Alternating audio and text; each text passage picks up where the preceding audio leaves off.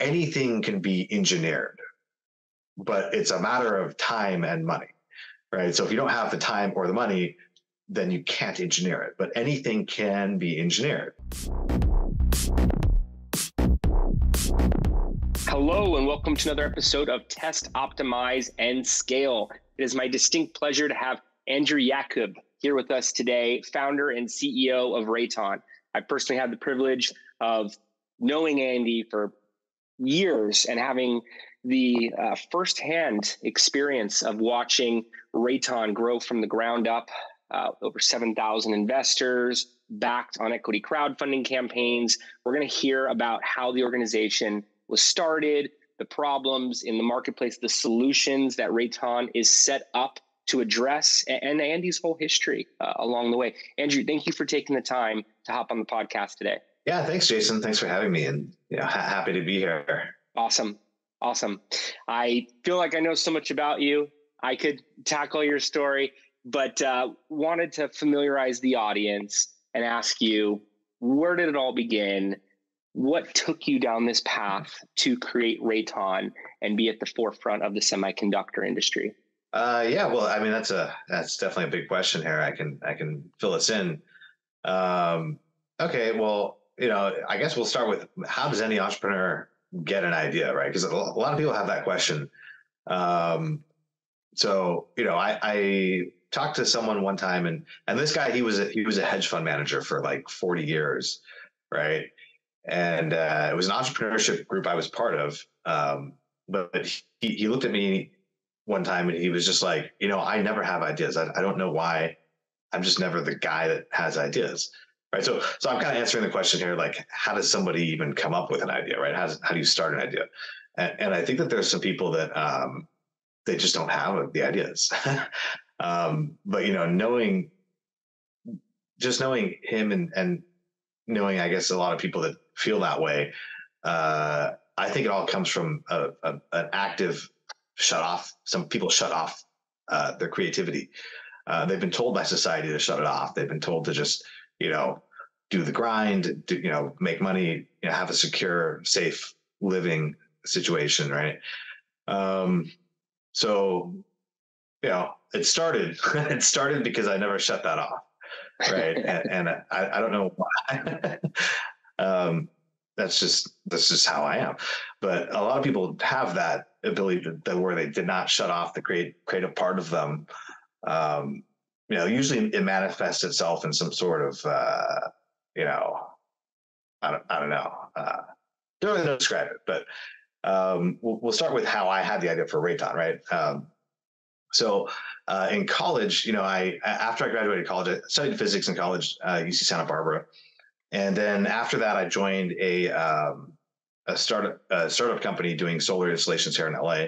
And I applied for and was awarded $3 million of grants to do a couple commercial, installations here in Los Angeles. But I was also working at UCLA at the same time.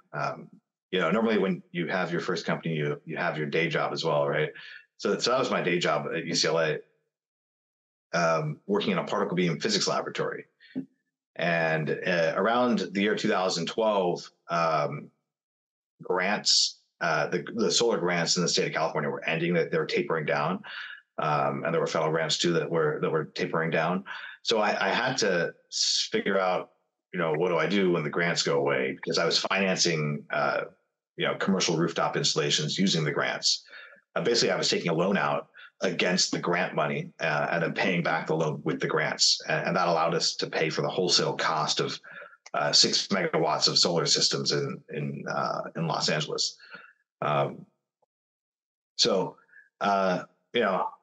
had to think to myself, okay, well, what's next, right? What's next? And trying to not turn off that creative part. I took the two things that I knew, which is particle beam physics and solar energy, right? By that time, the solar company was pretty successful. So I put the two together and, learned from previous, scientific literature and things like that, of a way to manufacture a solar panel using a particle beam, a way to cut the material thinner. And so the process itself allowed the slicing of semiconductor material 100 times thinner to 200 times thinner than it's currently being sliced at. And so I just saw that as, okay, that's 2 orders of magnitude, which is huge, right? For any industry, like 1 order of magnitude is great. Is amazing, but this is 2 orders of magnitude. So I said that, I'm like, okay, well, this is what I got to do. Like this is what's next, right? So I guess it's a combination of like, okay, don't shut off creativity. You want the craziest ideas to flow through your mind, right? And then you have to analyze it to make it, to figure out, how do you make it less crazy, right? So the analytics were, okay, 2 orders of magnitude, fantastic. Those are the numbers. That's great. Crazy. The crazy part is, okay, why would you use a particle beam to make it something, right? But a particle accelerator, right? That sounds crazy. And then the bringing it to reality happened over 10 years.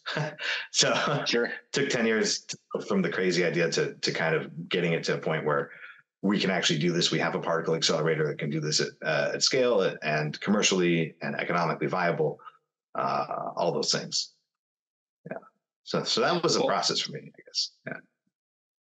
Well, I'm glad you didn't shut off the creativity and we're given that recommendation, that mentorship, and hearing about how this all evolved from you, from physics at UCSB to the actual particle lab at UCLA. I think it's stuff with NASA at some point, but being able to get those first grants, see the grants ending, and then finding better ways to do things. I mean, 2 orders of magnitude. You now saw this opportunity. What are the applications? And I know we're going to talk about that more once we get into semiconductors, once we get into wafers, but just to connect the dots for some of the listeners, what is the significance of 2 orders of magnitude? What is the significance of splicing that much thinner? How does it affect our everyday lives?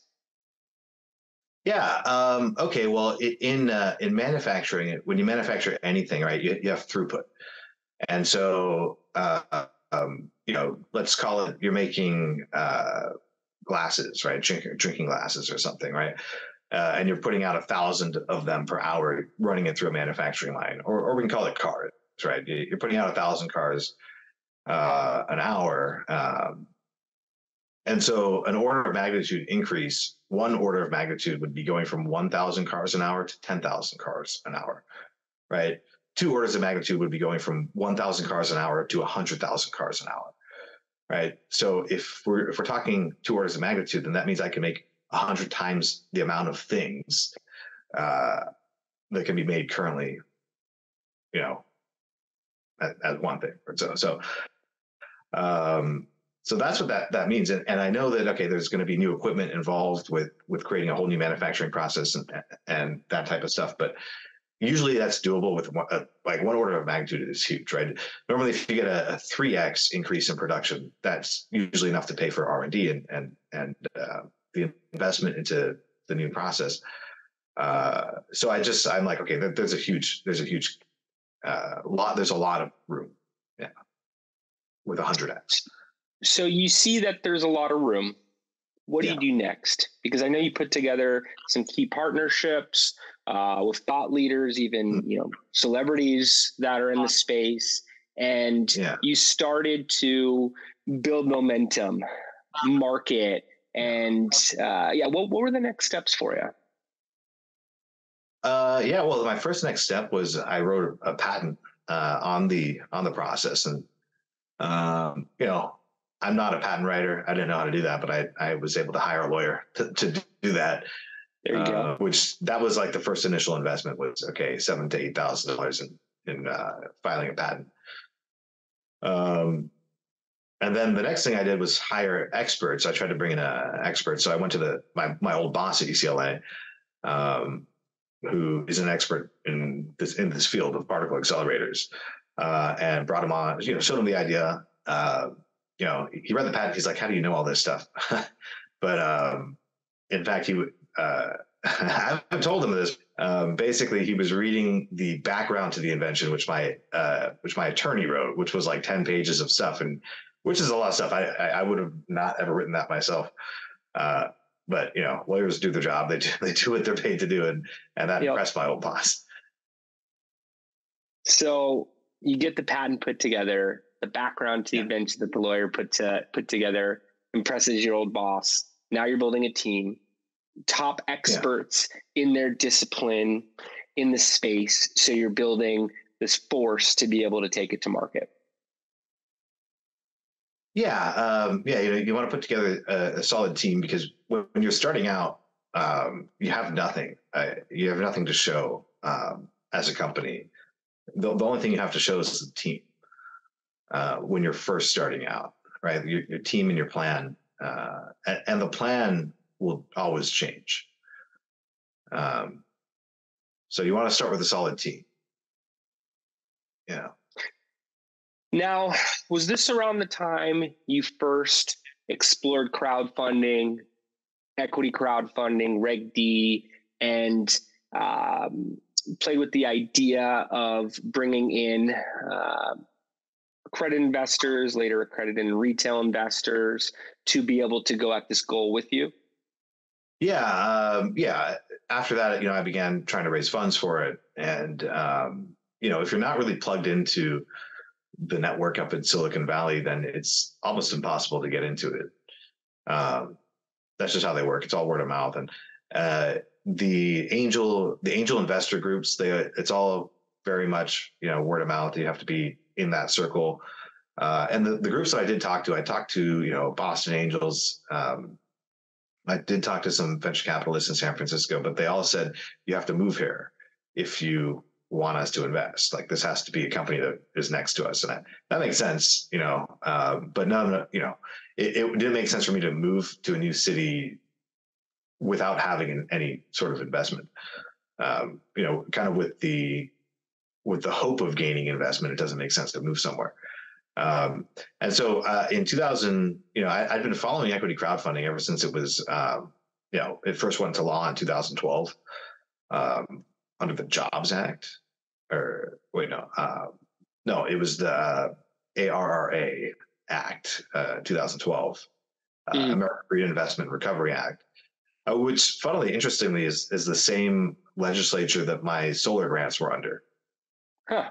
Yeah, ARRA. Yeah. So, I like the idea of equity crowdfunding. It was always something that spoke to me. This idea of, okay, you don't have to be in an elite circle, right? In a specific geographic region. You can open up the investment to 99% of the people that have not ever historically been able to invest in a brand new company. It just seemed to me like, okay, this is a force to be reckoned with, and I should explore it. It's another exponential increase, right? It's a orders of magnitude increase in the business. I obviously have many of the same perspectives and believe that the same way you talk about the angel groups in Silicon Valley, 10 years ago, that this will be the ordinary in 10 years and using digital channels. So you basically saw the opportunity and acted, and have been at the forefront of investor crowdfunding ever since. First with Reg D, 506C campaigns and targeting accredited investors, and of course later rounds as well too. Your Reg D campaign on Fundable, I think, is still showcased by Fundable. What worked for you there, and what were some of the results beyond the capital? Yeah, well, that was how we first raised our first capital, was through Fundable.com, and we had a number of angels invest. So basically, instead of going the traditional angel group route or venture capital route for a seed stage, we went on Fundable.com utilizing Regulation D, which is equity crowdfunding for accredited investors. And so we created a video. I shot a video explaining, the process and what I'm looking to do. And, I wrote the script for it and put up a video to explain kind of the business plan. And then, a campaign page on Fundable, which was at the time, I think it was only for accredited investors. Mm-hmm. But it just allows you to have a portal where they can see everything and see the prospectus and things like that. But then we were handling, the actual investors ourselves, right? So it kind of just, we drove traffic to the site. I think we ran a couple campaigns with you, with your team, Jason. So we drove some traffic. I believe we were doing mostly AdWords at the time, Google AdWords. Had some programmatic ads in there too, towards high net worth, high household income audiences. Credit investor for listeners, $1 million net worth outside of your primary home, or over 200K individual income over the past 2 W2 years. So yes, driving some traffic there. And as you were saying, those offline discussions really amounted to so much for you. Yeah, it did. And a lot of those people were, reinvestors, right? So our largest investor from that round was a $500,000 investor. And then once you start showing traction, then other people hop in. So after we had that 500,000 investor, I had another group of people who wanted to invest $1 million. When that conversation started, I didn't know how much they were trying to invest. I thought they were going to invest like $10,000. But I didn't realize that they were thinking $1 million. And so once that happened, then the other guy that invested 500,000 invested another 500,000. So overall we raised around 2.7 million on Fundable from accredited investors for our seed round. But to get to that point, I want to point out to anybody starting, right? It took a very long time, and there was a lot of times when I thought it was never going to work. Like we would never raise any capital at all. It was 2 years of grinding and figuring out the business plan, and being told no by 1 million venture capitalists and 1 million, other conventional ways, before, we found something that worked, for us. And it took a lot of time, and it took a lot of kind of resilience, I think, in not giving up on it. But I think, you have to refine things, right? So if you try something and it doesn't work, you just have to, look at it and figure out what didn't work and what can I test next, right? Everything is kind of, you have to test everything in a way that you're not catastrophically failing. Yes, and you have always been good at that. I mean, even just talking about how you had to test different models to perfect the technology. I've seen you do it firsthand on the marketing side. But what did this do for you in terms of your presence, Rayton's presence? Because this campaign really put you on the map. Did you win any awards, any accolades, any partnerships come out of that? Did you get anything more than just the capital from that first push? The first push, it kind of established us as a company that, investors are interested in. It validates the business plan, right? And validates the idea. So it set us up to do a Regulation A offering.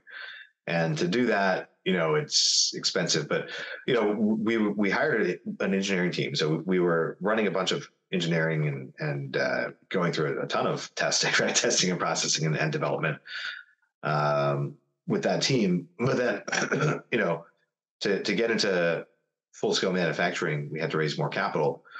So we wanted to do a Regulation A offering to raise that capital. And, it's a different thing. It's one thing to explain it to, 50 or so people. It's another thing to try to explain it to thousands, tens of thousands, and hundreds of thousands of people. So, we had to ask ourselves, how do we do that? How do we explain this to 1 million people?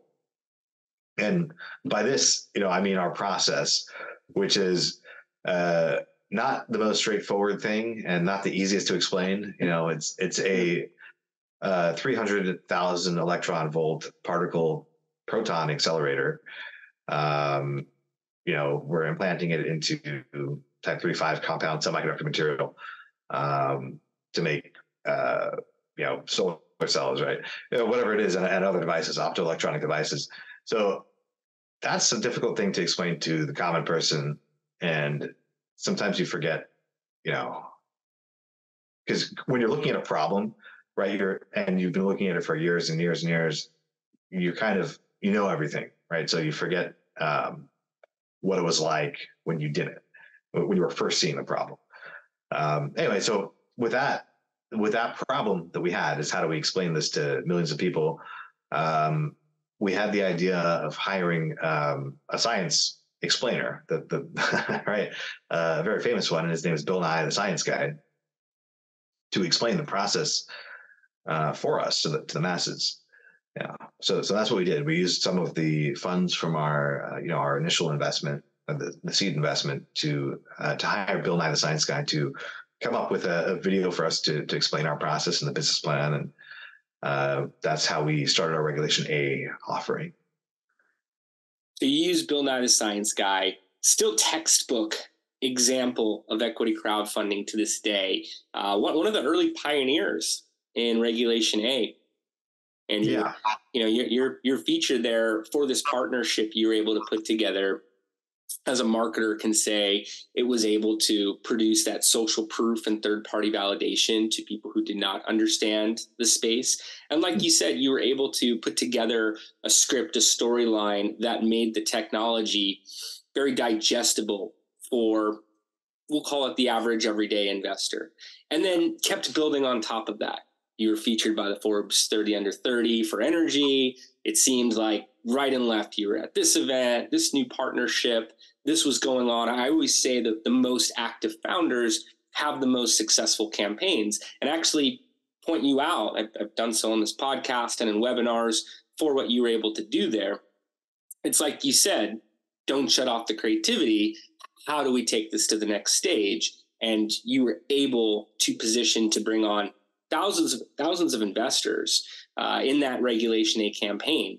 Like you said, these vehicles for fundraising really allow for that magnitude, that order of magnitude, perhaps, for what could be done offline with investor discussions and what's happening digitally. Mm-hmm. Yeah, definitely. And yeah, we were the second Regulation A offering on Start Engine at the time. There you go. So huge frontier of this whole industry. Yeah. And I know you ran multiple Reg CF campaigns to follow on Start Engine, currently live on WeFunder, and have seen success across the board on these raises. You've continued to utilize the vehicle, the audience, talk about all the momentum and traction you guys have as an organization. What have been the differentiators from one campaign to the next? And how have you continued to see success and reach new audiences and bring them into the mix as shareholders? Yeah, I mean, I honestly have to give all credit here to our shareholders and our investors, right? We have a very, very active group of people that they initially invested in the Bill Nye campaign in 2017, and we had 4,000 people from that. Now we have 7,000, so we've almost doubled it. But a lot of those 4,000 people are reinvestors, and we've had a lot of people reinvesting. So we have a very active investor community that we built over the years, and it's been the gift that keeps giving to the company and getting us through every phase of development. We were able to buy the accelerator. We were able to nail down a procedure to make our product. And now we're at a stage where we're still not in commercial production, but we are making samples and talking to a company that could potentially buy a lot of our product. And so it's all about building the community, getting the people to support, and really making them part of the company. Yeah, it is their company. Absolutely. Absolutely. And there's been over 6,500 Reg CF campaigns to date. Less than 10% of those have hit seven-figure raise levels. All of your campaigns to date have done that. Your live campaign is in path to do very well as well. Collectively, you've raised more than most any other group in the space. So I want to acknowledge that for viewers, for listeners. That's what's in the background of what Andy's sharing here. Talk about how proactive he is as a founder, as well as how the shareholders, even some listening in, have made this all happen directly. So I wanted to complete the crowdfunding part of the conversation and talk a little bit about how the company has evolved as well too, because I think we find ourselves in a very exciting time, and want to paint the picture of the opportunity a little bit around the semiconductor industry and all of the things that we use it for on a daily basis, from our phones to our cars, 5G, and the wafers, the materials that you guys are able to create at a much lower cost than current models. And, was wondering if you could tell us a bit about that, perhaps about, gallium arsenide and what you guys have been able to do to take your technology to the next level. Yeah. Let's definitely talk about that. I think I'll let people know that about the pivot, right? We started as a solar company and trying to make solar cells using this technology that we developed, and we were going to have a 25% reduction or 30% reduction in the cost, I believe, and 25% increase in efficiency. But what happened in the market at around 2017, 2018 was very volatile market conditions. You had a lot of Western manufacturers going out of business, people like SolarWorld, Vivint, and a lot of Western companies were having trouble in the solar industry. And this was due to pressure from China. The Chinese government was subsidizing the manufacture of solar cells, and they were scaling in, production of polysilicon solar modules, which are lower grade of solar cells. However, it didn't matter because the industry had basically become commoditized.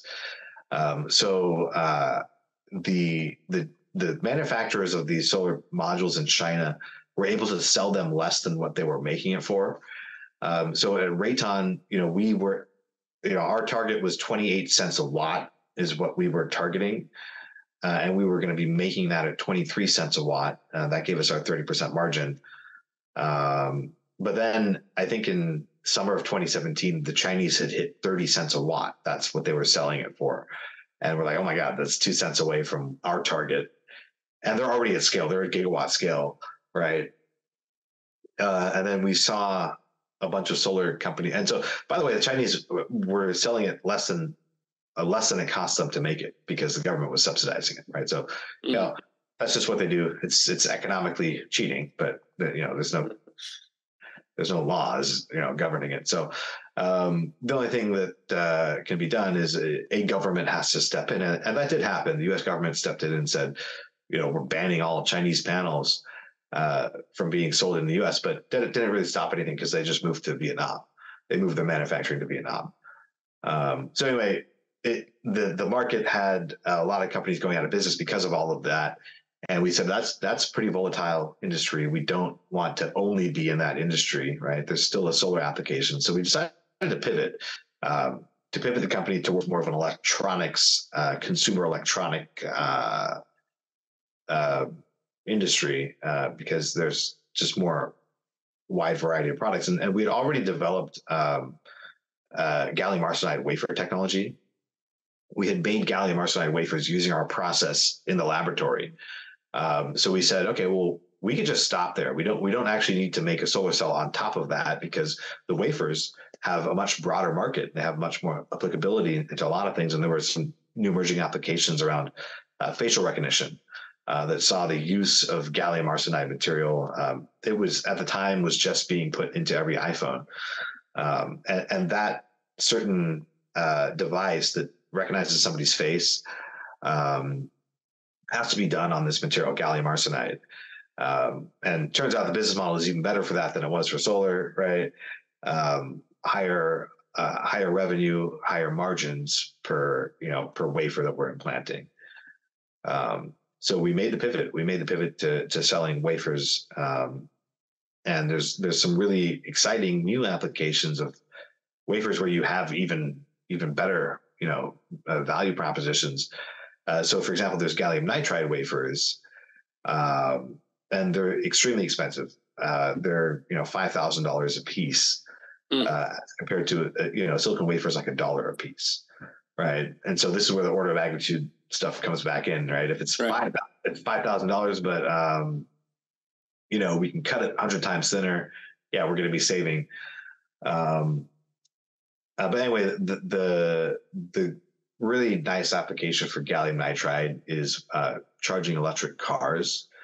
Yeah, supercharging electric cars. They have lower breakdown voltages, so you can pump more voltage through the charge controllers into the batteries of a car. And the batteries aren't actually the bottleneck; it's the voltage controllers. So you can charge a Tesla in 5 to 10 minutes using a gallium nitride charge controller, as compared to 45 minutes with the silicon charge controller. You think we're going to hit the 2035 goals for electric vehicles using better voltage controllers and being able to implement this technology? Yeah, I think so. I think it's happening. It's mandated by law that every car in California and New York has to be electric by I think 2035. Every new car being sold. So it's happening. There's forces pushing it. Yeah. And a 5 to 10 minute charge sounds pretty good. So yeah. At that point, there's no disadvantage. Absolutely. And it seems like there's always an update. Remember all of the content coming out around the particle accelerator, your letter of support from Congress, NVIDIA. Maybe we could talk a bit about the NVIDIA partnerships and some of the other names that you're associating with that we may read about on a regular basis. Earlier this year, actually it was before NVIDIA blew up. I had applied, I just want to take some credit here, give myself a little bit of credit, because it was January of 2023 when I said I should apply to the NVIDIA Inception program. I think it was actually earlier. It was like December of 2022. But anyway, around the time, NVIDIA was doing well. I think they were at like a $400 million, $500 million market capitalization. And I had somebody, a friend of mine, say, hey, should I sell my shares in NVIDIA? And I said, absolutely not. Don't do that. He's like, why? I don't think they have much higher to go, because, they're doing lithography, which is very different from what we do. But the best lithography, the most advanced equipment, right, is manufactured by TSMC, and NVIDIA contracts with them. But they were saying, my friend, right, was saying, okay, I should sell the shares because I feel like Samsung is catching up, Intel's catching up, and they're already so valuable. I don't see them going anywhere. And I said, no, don't do that, because they're not there yet. I mean, it takes 3 to 5 years to build these manufacturing lines. Nobody's even close to catching up yet. And so I hope he listened. I'm pretty sure he did, because now it almost tripled in value from when I told him that to where it is now. Anyway, so want to give myself credit for having the foresight. And so I applied to be in their Inception program, and then we got into it. We were accepted, I think, in February of this year. And so what that does is it allows us to speak to people inside the company and their experts, and just get market information and discuss any new product ideas that we have. So we did have a couple of discussions, and we're kind of getting guidance on what we want to do. From my eyes, it's all about that third-party validation and those partnerships you're putting together, being accepted in programs like that, says something very loud at that. And before we get to the test optimized scale questions, on your offering page on WeFunder, you talk about phase 1 and phase 2, the production numbers, the revenue, Are we able to speak to that a little bit and just talk about the path that you're going down based on what's public? You're right. So, the goal for us is to get the company into mass production of the product. So there's a couple of different phases, right? We started in, making samples, and then, 25 wafers per hour, and then, on the path to 100 wafers an hour. Those are our three different phases. So we're still entering phase one, because that requires a lot of equipment. And there's some things that we're working on in order to get the funding for that equipment. Very nice. Very nice. And definitely invite listeners, viewers to check that out. I don't always mention that on the podcast, but at the same time, it's definitely intriguing. And Andrew's very modest on accomplishments, even where the organization's growing. And I think that fills in more of the blanks.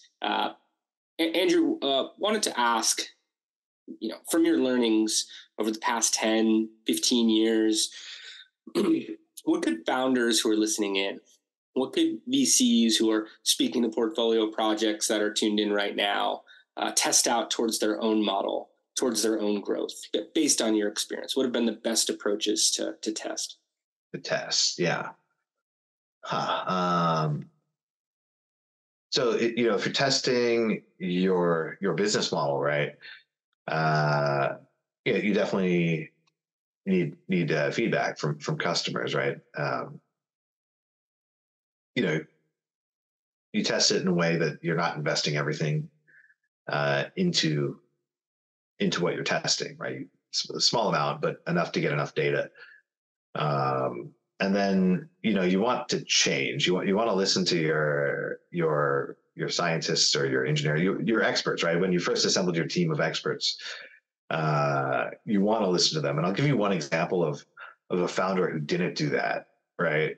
And it's someone most people are familiar with, Elizabeth Holmes, right? So she, her chief technology officer, and I'm just getting this information from the documentary that I watched on, I think, Netflix or something. But the CTO, I guess, told her, they raised hundreds of millions of dollars, and they're paying a really good development team to make, and so I'll start with a statement that was said to me by my expert, by my former boss at UCLA, right? He said, anything can be engineered, but it's a matter of time and money, right? So if you don't have the time or the money, then you can't engineer it, but anything can be engineered, right? So put that back. Okay, so Elizabeth Holmes, right? She was trying to engineer something that, in my opinion, I mean, she probably had the money to do it because it was hundreds of millions of dollars. But I don't know, it might have taken $1 billion to engineer what she was trying to engineer, right? And so her chief technology officer said to her, we can do we can accomplish the goals that we want to accomplish with this device, but we have to make it a little bit bigger. It can't be, this handheld device that you've envisioned, at least not initially, right? Let's just make this thing bigger, right? The size of a mini fridge or something. It's still portable, but it's bigger, right? And she didn't have the ability to say, okay, yes, I'm going to listen to that, and I'm going to swallow my pride for a minute here and say, yeah, we have to take this. We can't start with this grand vision. We have to start with something that's feasible, right? And you have to swallow your pride and say, okay, yeah, it's not exactly what we said, but we're going to get there, right? And I think that is one of the most powerful thing a founder could ever do. But also an absolutely necessary thing is you have to say, okay, we weren't 100% correct, and nobody ever is, right? But we are learning and we are revising, and we're getting to that end goal. But it's a process, and we have to be realistic about the process. What about optimization? You're being realistic about the process, but it's not giving the marks that you were looking for. We see it in marketing all the time. Not everything works right out of the gate. What have you found to be the most fruitful in terms of optimization? What could Theranos, Elizabeth Holm produced to optimize to get there. What would have been the best infrastructures for you to continue to manage the process to a point of effectiveness?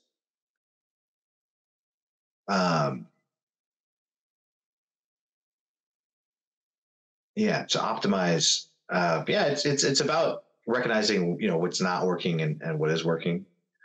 And then testing, create a theory about why the things that are working and why are they working, right? And then ask, okay, what else might work based off that theory, right? And then you test those things, right? So the more testing you can do, the more theories that are showing results, right? The more optimized you'll become. And what about as like a data scientist with no emotion, yes. right? Yes. That's usually the best way. I mean, that works in poker, it works in blackjack. I wish it worked for me better in fantasy football, but it's I show too much emotion when it comes to fantasy football. If you have a fantasy football hack at some point, please share it. I think that would be of great interest to us all. I have not succeeded there myself. And then, as a marketer, I'm looking at audience, creative funnel, pockets of performance, removing the emotion, like you said, to be able to determine comparatively where we are seeing a lift in the analytics and doing more of that. I know when it comes to product, it can be much more difficult. The indicators are not always there. What about when you get that winning scenario? As you mentioned, you've brought in over 7,000 investors, millions of impressions, thousands, hundreds of thousands of visits to your offering pages. You've been able to operate at pure scale when it comes to equity crowdfunding. You've been able to set your company up for the scale, alone in phase one, let alone in phase two, and take it to this point. And I should mention, in a very aggressive vertical, one that often takes hundreds of millions, billions in funding to be able to compete. And you've been there, and you've been creating these products that are producing better results, better numbers than the historical industry leaders, even with government subsidies, as you're pointing out here. Would have been the guidelines for scale that you've been adhering to and listeners can tap into themselves? Guidelines for scale. You just always have to look for what's the best, most efficient, cheapest way to do something. So I'll just use an example. I mean, from us, right, when we first looked at this problem in 2013, 2014, and had seen what other people had attempted to do in the past. There have been a number of other people that have tried to do similar things to what we're doing. And one company approached it, and they were building this particle accelerator from scratch, but also with 4 times the beam energy than what I think was, So anyway, it was a very expensive way. They were throwing money at it and building something from scratch. And we were able to do the same thing that cost them $100 million. We were able to do that for around $3 million by just finding this technology that had already been created. So we're not designing it from scratch. We found a beam energy and stuff that is, I think, better suited and more economic. But you want to do things as frugally as possible. I think that's a key thing. Yeah. Frugally as possible, stand on the shoulders of others who have already found things to be of value in the space, and then add your creativity. Don't shut that creativity off as you're applying on new additions on top of it. And I think a lot of mistakes that I think founders make and people starting something is that there's 2 sides to this, right? One side is, okay, they're not doing anything new and innovative, right? And it's just, there's not enough substance and there's not enough novel, tea to the idea. But then on the other side, right, you have a lot of people that try to just do everything from scratch too much, right? That it's expensive. And I don't know, just to give you an idea, for example, if you have an idea and you say, oh, well, I can't tell you about the idea yet, right? Then that means that your idea there's no business yet, right? So the value in a business comes from the process you've created, the product, and the people you put in place, right? Those three things. I'm quoting, another entrepreneur here. People, process, product, and anyway, that's where the value comes in. You just have to find the balance between, okay, how much of it do I need to secure intellectually? How much of it needs to be novel? How much of it can be a reiteration of previous things, but not to get to the point where, okay, we've done nothing that's, of value to the company. Yeah.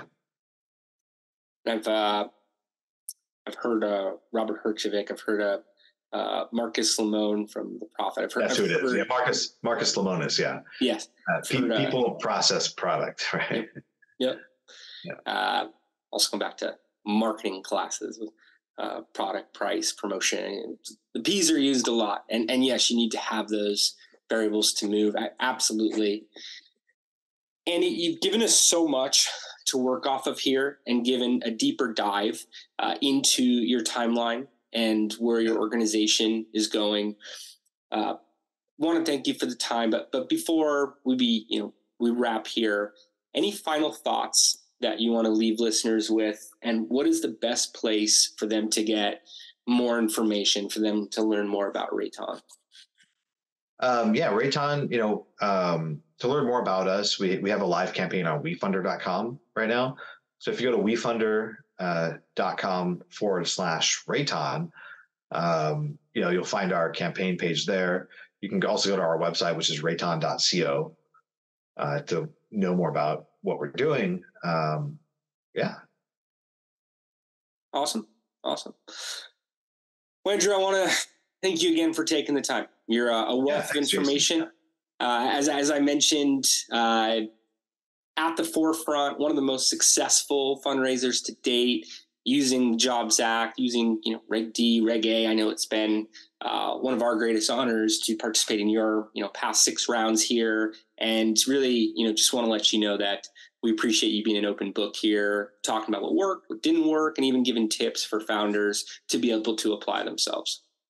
Yeah, thanks so much for having me, and it's been great working with you over the years as well. So, to any founders out there, I definitely highly recommend Jason and his team of professionals. They know what they're doing. So, I appreciate that, and that's of course not why we set up the podcast, but definitely means a lot coming from you. And for all listeners, all viewers, definitely recommend that you take Andy up on his offer there to go down the funnel, check out their site. Check out the offering page. I know the question and answer section is very active there, and Andy participates firsthand. Andy, thanks again for taking the time. I want to thank all viewers and listeners. We will see you next time. Take care. Yeah, thank you. Yeah, thanks. Bye.